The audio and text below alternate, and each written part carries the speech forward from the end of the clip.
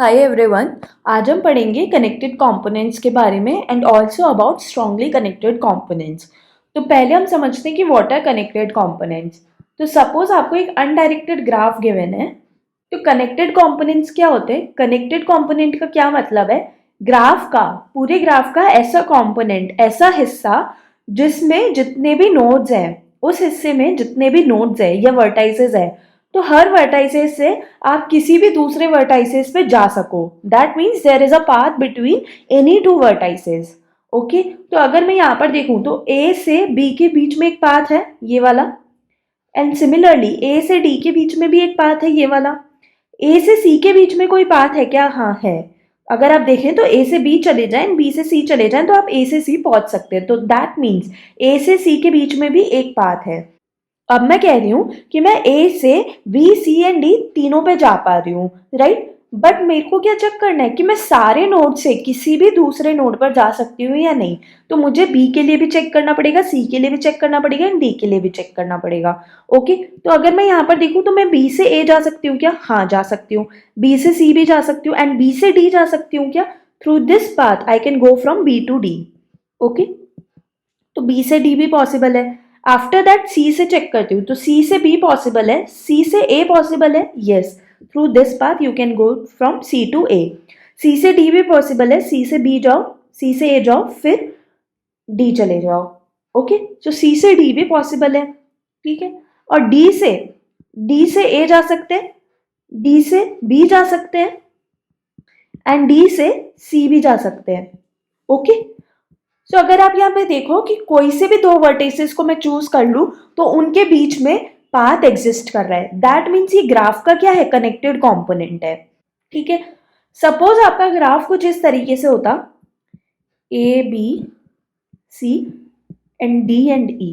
अगर आप इस वाले पार्ट को देखें, ए बी एंड सी वाले को, तो आप इसमें से कोई से भी दो नोड्स उठा लीजिए, ए बी सी में से कोई से भी दो नोड्स उठा लीजिए, उनके बीच में पाथ एग्जिस्ट करता है, राइट। सिमिलर फैशन में आप डी एंड डी के बीच में से कोई से भी दो नोड्स उठा लीजिए, उनके बीच में पाथ एग्जिस्ट करता है। बट अगर मैं इन दोनों कंपोनेंट्स में से एक एक नोड उठा लूं, फॉर एग्जांपल ए उठा लिया और इसमें से ई उठा लिया, तो क्या ए एंड डी के बीच में कोई पाथ एग्जिस्ट करता है? नहीं करता है। दैट मीन्स क्या है? ये दोनों डिफरेंट कंपोनेंट्स है। हालांकि ये पार्ट है एक ही ग्राफ का, ठीक है। कोई जरूरी नहीं आपका ग्राफ क्या हो, हमेशा कनेक्टेड हो। तो आपके ग्राफ में एक या एक से ज्यादा कनेक्टेड कंपोनेंट्स हो सकते हैं, राइट। कनेक्टेड कंपोनेंट का मतलब क्या है? आपके ग्राफ का एक ऐसा हिस्सा जिसमें से आप कोई से भी दो वर्टाइसेस उठा लीजिए, उनके बीच में पाथ हमेशा एग्जिस्ट करता है, राइट। अब हम समझते हैं कि स्ट्रांगली कनेक्टेड कंपोनेंट्स क्या होते हैं। तो अगर मैं यहाँ पर देखूं इस ग्राफ में, ये कैसा ग्राफ है? डायरेक्टेड। तो मैं यहाँ पर ए से बी जा सकती हूँ, राइट। ए से सी जा सकती हूँ क्या? जा सकती हूँ। वाई? बिकॉज मैं ए से बी चली जाऊँ फिर बी से सी चली जाऊँ, तो मैं ए से सी भी जा सकती हूँ, ठीक है। बट अब मुझे कनेक्टेड कंपोनेंट चेक करने के लिए क्या चेक करना होता है कि क्या मैं सारे नोड से कोई से भी दूसरे नोड पर जा सकती हूँ या नहीं जा सकती। तो ए से मैंने चेक कर लिया, अब मुझे बी से चेक करना है, तो बी से मैं सी जा सकती हूँ, राइट। क्या मैं बी से ए जा सकती हूँ? नहीं जा सकती। तो ये मेरा क्या है? कनेक्टेड कंपोनेंट है? नहीं है। तो हम जब भी डायरेक्टेड ग्राफ्स की बात होती है तो हम क्या बोलते हैं? Strongly connected components. We don't only talk about connected components but we use the word strongly connected components. तो ये एक स्ट्रांगली कनेक्टेड कंपोनेंट नहीं है। क्यों? क्योंकि इसमें बी से ए मैं नहीं जा सकती। जबकि कनेक्टेड कंपोनेंट्स की डेफिनेशन ही यही है कि आपका एक ऐसा कंपोनेंट जिसके कोई भी दो नोड्स उठा लीजिए और उनके बीच में पाथ एग्जिस्ट करता है, ओके। बट यहाँ पर नहीं कर रहा है, दैट मीन्स ये एक स्ट्रांगली कनेक्टेड कंपोनेंट नहीं है, ओके। अब आपको एक कंफ्यूजन आ सकता है कि यहाँ पे हमने वर्ड स्ट्रांगली क्यों यूज किया है डायरेक्टेड के लिए। हमने इसको कनेक्टेड ही कंपोनेंट ही क्यों नहीं बोला, हमने स्ट्रांगली वर्ड अलग से क्यों लगाया है डायरेक्टेड के लिए। तो हम ये समझते हैं। तो अगर आप ये वाला अनडायरेक्टेड ग्राफ देखो जिसमें ए बी एंड सी एक कनेक्टेड कंपोनेंट बना रहे हैं, तो इसमें अगर मैं चेक करूं ए से बी एक पाथ है एंड ए से सी भी एक पाथ है, राइट। सिर्फ इतना सा चेक करने के बाद ही मैं कह सकती हूँ मेरा जो कंपोनेंट है वो कनेक्टेड है।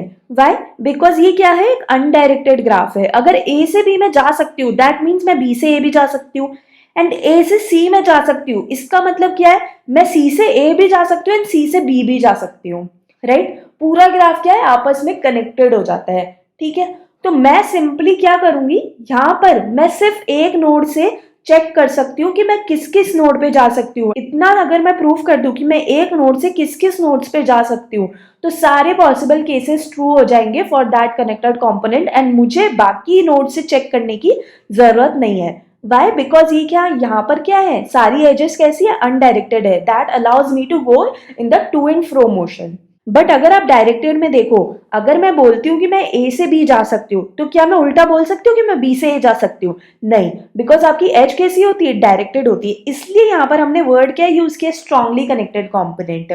तो यहाँ पर आप इतना अगर चेक कर लो कि ए से बी जा सकते हो, ए से सी जा सकते हो, तो आप सारी पॉसिबिलिटीज चेक नहीं कर सकते, और आप ये नहीं कह सकते कि आपका जो ग्राफ है वो कनेक्टेड है या नहीं है।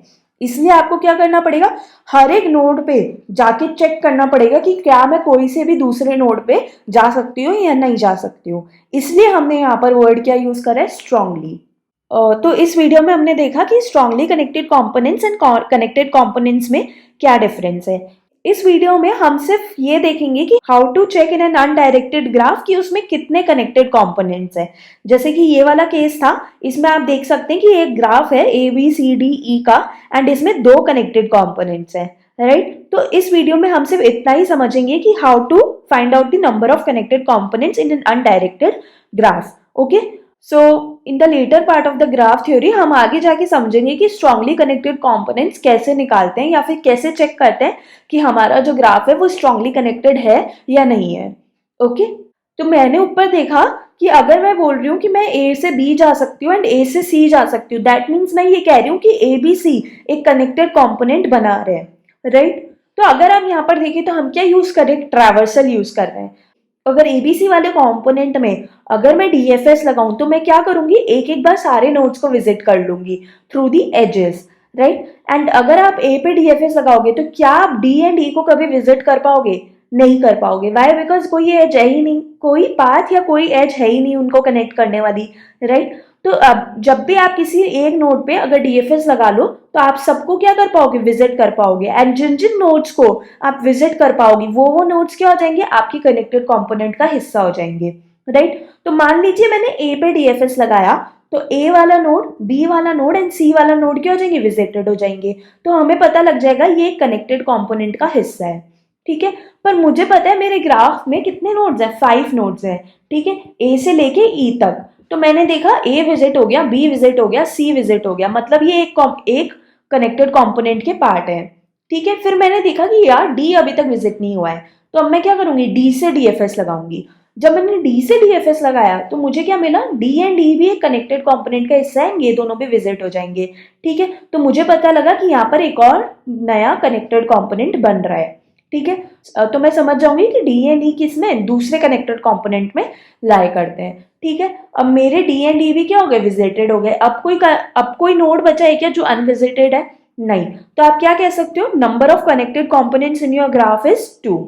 अब एक और एग्जांपल देखते हैं। इसमें हमारे पास, हमें फाइंड आउट करना है, ये पूरा ग्राफ है एंड इसमें कितने नोड्स हैं, ए से लेके एच तक आपके नोड्स हैं।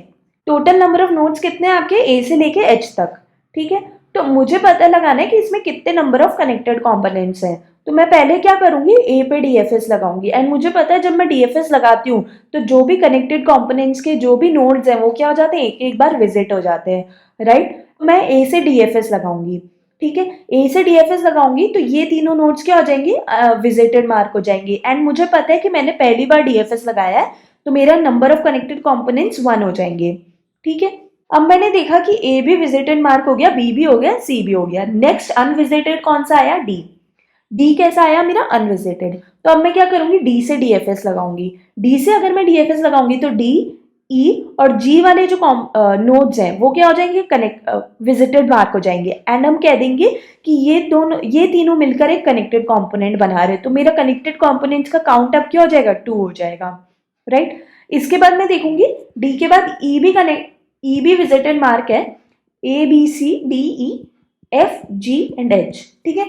ई मेरा विजिटेड मार्क है और एफ क्या है मेरा, अनविजिटेड मार्क है। तो फिर से मैं क्या करूंगी, अब एफ पे क्या लगाऊंगी, डीएफएस लगाऊंगी, ठीक है। एफ में मैंने जब डीएफएस लगाया तो एफ एंड एच भी क्या हो जाएंगे, आपके विजिटेड मार्क हो जाएंगे, राइट। अब मैंने देखा कि एफ और एच मिलकर क्या बना रहे, एक नया कनेक्टेड कंपोनेंट, तो मेरा कनेक्टेड कंपोनेंट का काउंट अब क्या हो जाएगा, 3 हो जाएगा। ओके, इसके बाद अगर आप देखो तो एच जी भी आपका विजिटेड मार्क है, जी भी आपका विजिटेड मार्क है एंड एच भी आपका विजिटेड मार्क है। तो इसके बाद आपको कोई पर भी डीएफएस लगाने की जरूरत नहीं है। तो डीएफएस आपका एक्चुअल में कितनी बार लगा, 3 बार। तो जितनी बार भी आपका डीएफएस लगा उतनी बार ही आपकी क्या है, उतने ही नंबर ऑफ आपके क्या है, number of connected components in your graph. Okay, तो अगर हम इसका स्यूडो कोड देखें to find number of components, तो हम क्या कर रहे हैं, हमें पता है 1 से लेके n तक हमारे क्या है, टोटल नोड्स हैं। 1 से लेकर n तक टोटल नोड्स हैं, और स्टार्टिंग में सारे नोड्स कैसे मार्क्ड है, unvisited. All nodes are marked as unvisited. अब मैं क्या कर रही थी, इसके बाद एक फॉर लूप चला रही थी एंड हर नोड पे जाके चेक कर रही हूँ कि वो विजिटेड है या नहीं है। So for loop to check if node is visited और नॉट। अगर वो विजिटेड नहीं है, if it is not visited, तो आपको क्या करना है, वहां पर उस नोड से डीएफएस चलाना है। ठीक है, उस नोड से डीएफएस चलाना है एंड उसके बाद जब भी जितनी बार भी आप डीएफएस चला रहे हो उतने ही आपकी क्या है, कनेक्टेड कंपोनेंट्स। तो कनेक्टेड कंपोनेंट्स अगर मैं आंसर में स्टोर कर रही हूँ तो मैं आंसर का काउंट क्या कर दूंगी, इंक्रीज बाय 1 कर दूंगी, right. So answer plus plus जितनी बार भी आप डीएफएस चला रहे हो। और अगर वो विजिटेड है तो आपको कुछ करने की जरूरत है क्या, नहीं, आपको नेक्स्ट नोड पे बढ़ जाना चाहिए। ठीक है, तो in the case when the node is not visited, आपको क्या करना है, उस नोड से डीएफएस चलाना है ना, आंसर का काउंट को इंक्रीज कर देना है बाय 1 एंड फाइनल आपका आंसर क्या कंटेन करेगा, total number of connected components in your graph. अगर हम यहाँ पर टाइम कॉम्प्लेक्सिटी की बात करें तो हम यहाँ पर हर अनविजिटेड नोड के लिए क्या लगा रहे हैं, डीएफएस लगा रहे हैं। तो मान लीजिए पहला अनविजिटेड नोड आपको मिला एंड उस पर डीएफएस लगाया, तो पहले कनेक्टेड कंपोनेंट में मान लीजिए V1 नंबर ऑफ वर्टाइसेस थे and E1 number of edges थी, तो आपके डीएफएस की टाइम कॉम्प्लेक्सिटी क्या हो जाएगी, V1 प्लस E1, राइट। ऐसे ही सिमिलर केस में आपने दूसरी बार जब डीएफएस लगाया तो उस वाले कनेक्टेड कंपोनेंट के अंदर V2 नंबर ऑफ वर्टाइसेस थी and E2 number of edges थी, तो आपकी टाइम कॉम्प्लेक्सिटी क्या हो जाएगी, V2 प्लस E2। ठीक है, एंड ऐसे चलता रहेगा जब तक आप डीएफएस लगाओगे। तो टोटल टाइम कॉम्प्लेक्सिटी क्या हो जाएगी, V1 plus V2 plus V3 and so on plus E1 plus E2 plus till En। Okay, so this is equals to total number of vertices and total number of edges. And similar fashion में space complexity भी आपकी क्या हो जाएगी, यहाँ पर आप DFS चला रहे हो एंड DFS की space complexity क्या होती है, big O of V, where V denotes the number of vertices. तो इन द वर्स्ट केस हो सकता है कि सारे नोड्स क्या हो, कनेक्टेड हो, तो उस केस में वर्स्ट सिनेरियो में आपकी स्पेस कॉम्प्लेक्सिटी क्या हो सकती है, big O of V। Okay